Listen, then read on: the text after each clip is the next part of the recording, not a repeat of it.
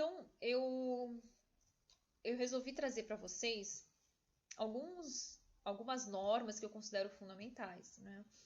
O código todo é importante, mas algumas eu acabei classificando, trazendo para cá para a gente discutir um pouquinho, tá? Então, como normas disseológicas, que eu já falei que se trata dos direitos dos médicos, ele está ali no capítulo 2, tá? Do código. O primeiro, né? Exercer a medicina sem ser discriminado, né? Qualquer tipo de discriminação. Então, é um direito médico de trabalhar, ter sua atuação profissional e não sofrer nenhum tipo de discriminação racial, por sexualidade, né, orientação sexual, por alguma dificuldade física, né? Então existe essa garantia, tá? O inciso 2, indicar o procedimento adequado ao paciente, observadas as práticas cientificamente reconhecidas e respeitada a legislação vigente. Então, é direito do médico indicar o procedimento adequado, né? Observar estudos científicos, né? O reconhecimento científico e a legislação. Tá? Recusar-se a realizar atos médicos que, embora permitidos por lei, sejam contrários aos ditames de sua consciência.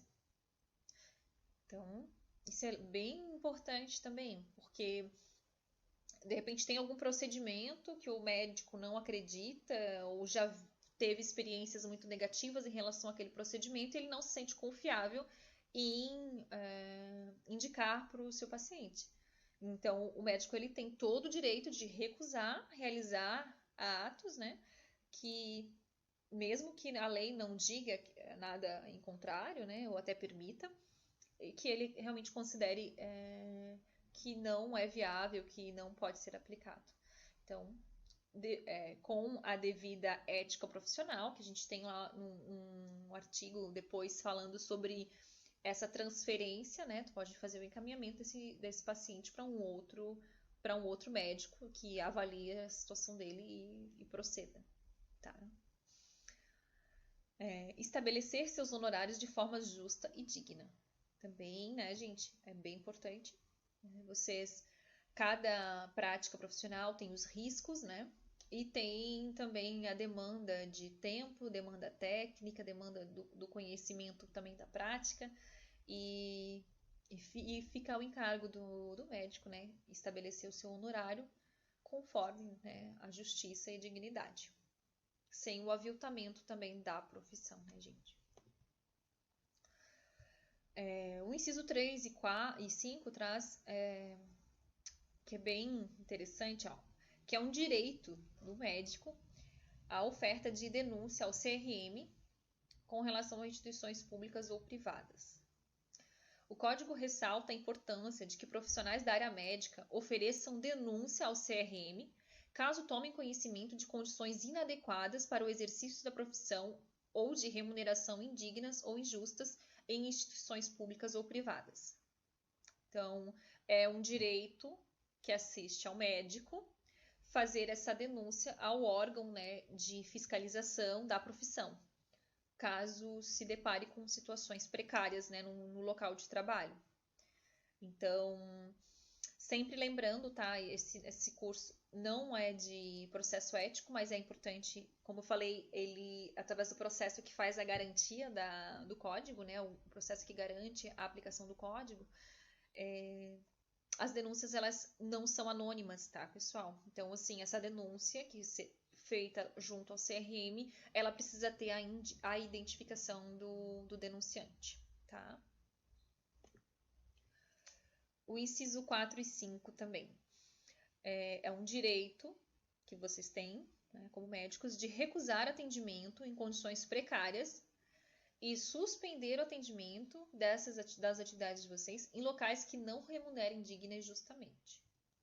Então, é um reforço, né, dos outros incisos, né? O médico ele pode se recusar a exercer medicina em locais em condições insalubres ou precárias, que podem provocar risco tanto ao paciente como ao profissional. Então, a gente vê que tem esse respaldo, principalmente a gente pode falar assim na esfera pública, né? em unidades de atendimento que identifique que estão insalubres, precários, né? O médico tem todo o direito de reportar, né? Também reporte ao CRM, reporte aos superiores da unidade, enfim, né?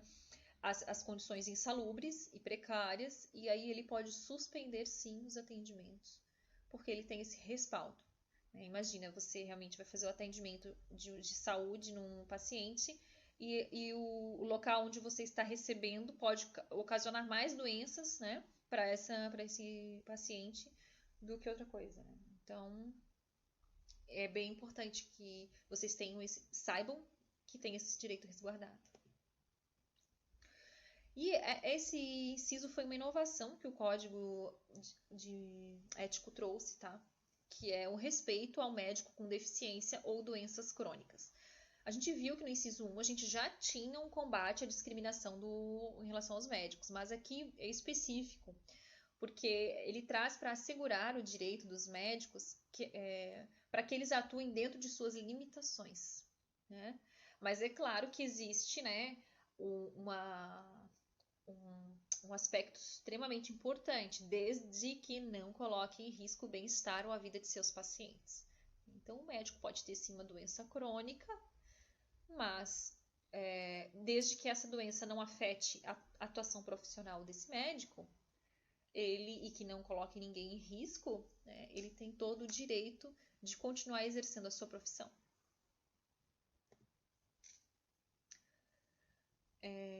Falando agora um pouquinho de principiologia, tá? Então, de forma assim geral, né, como princípios básicos, a gente tem o direito de autonomia do paciente em relação ao seu tratamento médico.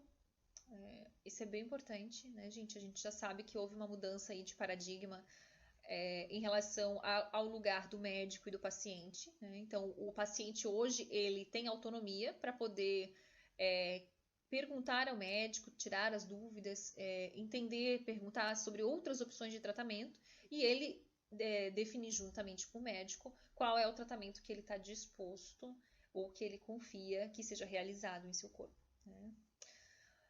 Respeito à dignidade daqueles que estão em estado terminal também, o código traz esse cuidado também. O sigilo da relação médico-paciente, depois a gente vai ver uma parte só sobre isso, né? Proibição de conflitos de interesse na pesquisa, docência e exercício da profissão. Também, gente, bem importante.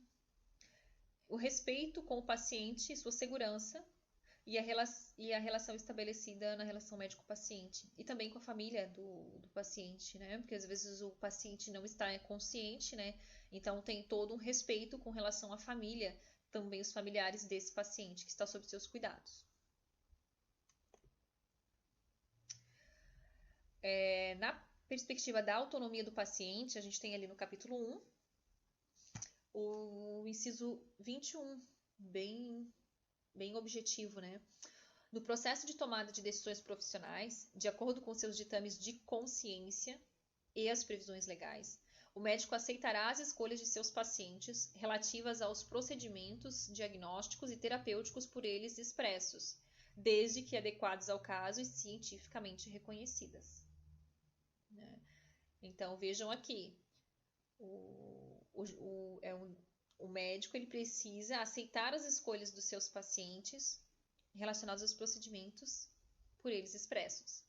Mas é claro que dentro daquilo que eu já falei para vocês na parte da norma diciológica, havendo uma situação em que o paciente traga para vocês que quer fazer determinado tratamento, a consciência de vocês, a experiência prática, enfim, tem um outro posicionamento, vocês não querem fazer aquele tratamento, vocês podem, sem problema nenhum, renunciar, conversa com o paciente, encaminha ele para um outro profissional que estará, né, apto para atender esse paciente, tá? Vocês não são obrigados a fazer o que o paciente trouxer. No entanto, vocês têm que respeitar, vocês têm que acolher esse paciente e se não for compatível com a convicção de vocês para a realização do procedimento, vocês fazem um direcionamento dentro de todos os ditames éticos. Temos como princípio também uma norma principiológica, acho que vocês já ouviram falar na faculdade, acredito, que é o princípio da beneficência, né? A beneficência, ele é um princípio bem importante também dentro da bioética, tá, gente? Que é o compromisso do médico com o ser humano, com a dignidade da pessoa humana, né, com a sociedade. Então, quando você se torna médico, você faz o juramento, né, se coloca, se dispõe a utilizar todo o seu conhecimento para buscar alternativas, né, para melhorar a qualidade de vida dos seus pacientes, né? E com isso, busca sempre atualização, né? Para que essa capacidade técnica seja o maior possível para aplicar esses recursos técnicos científicos para melhorar, né, a medicina e buscando o melhor resultado para os seus pacientes, né? Sempre respeitando o lado humano, né?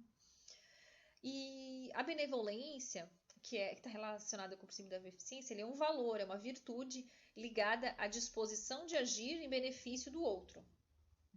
E o princípio da beneficência, ele está onde? Ele é uma obrigação moral de agir em benefício de outros, promovendo os interesses legítimos e importantes.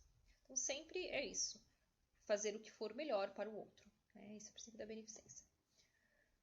Dentro do código, a gente tem no capítulo 1 o inciso 26, que diz: nenhuma disposição estatutária ou regimental de hospital ou de instituição pública limitará a escolha pelo médico dos meios cientificamente reconhecidos a serem praticados para estabelecer o diagnóstico e executar o tratamento, salvo quando em benefício do paciente.